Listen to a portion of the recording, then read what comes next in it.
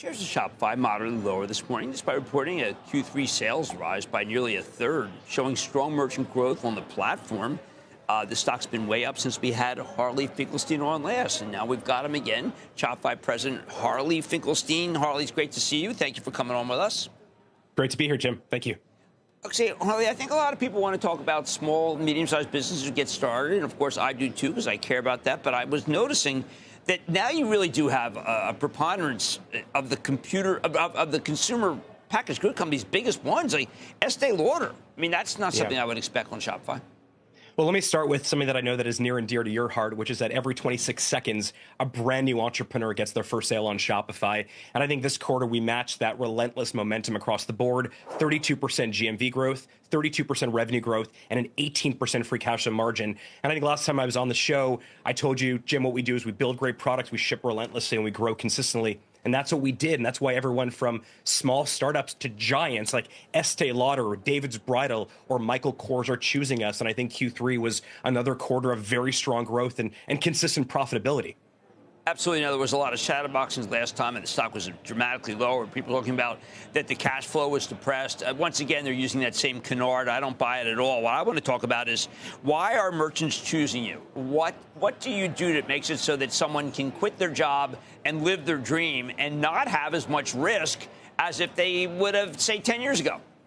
Yeah, look, I think we're also in this new era of commerce where it's not online or offline, it's sort of everywhere. And I think one of the things we're very excited about is AI. I mean, AI is this new tool for us and what has always been our goal, which is to enable more entrepreneurs around the world. And what we're really doing with AI is laying the rails for agentic commerce. We've been building this, this infrastructure to build shopping into AI conversations now for years, and now working with companies like OpenAI and Perplexity and Microsoft's Copilot. It means that more merchants can sell in more places. And so this idea of these larger brands coming to Shopify is really about them future-proofing their business. They want really good value, but they want to know in their boardrooms when a board member says, what about AI? What about agentic commerce? They can say, well, we're with Shopify. We know they're going to make sure that we're everywhere.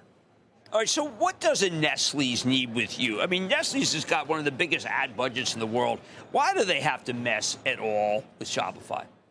I think a lot of these companies, especially the larger ones, either have built their own stacks internally in-house, which obviously means they have to run their own servers, they have to run their own technology. And what we're seeing is that a lot of these very large enterprise brands, they don't want that anymore. They want to modernize. They want to effectively come to Shopify to say, you guys handle my commerce, my retail, let us build the best products that consumers love. And we're seeing that clip happen. But it's not just happening in one geography or one vertical. We're seeing it happen in automotive, in CPG, of course, in apparel. And when you look at the brands that consumers love, the ones that consumers are talking about, all those brands are on Shopify, which is why right now we have about 12% of e-commerce market share in the US. And generally what we're seeing is that Shopify actually outpaces the overall e-commerce market. And we're going to continue to do that. And if we can do so while growing top line, above 30% and also being operationally disciplined, I think we have this incredible company that, again, we've been working on for about 2 decades now.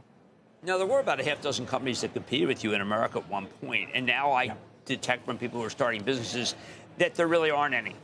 You can go to Amazon, which is very difficult, although you have a relationship with Amazon. But what did you do that made it so that the other guys just couldn't keep up?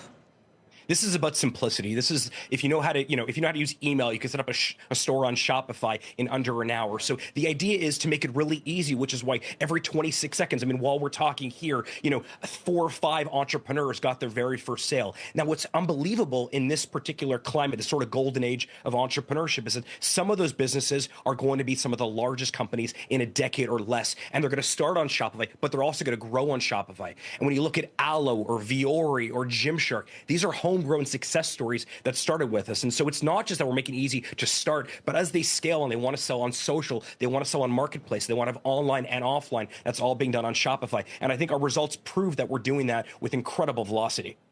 Well, thank you, Harley. I know that there are people who feel that AI is going to wipe a lot of jobs out. I'm going to look to companies like you to be able to create far more jobs. Incredible opportunity. Absolutely. We're very excited about it.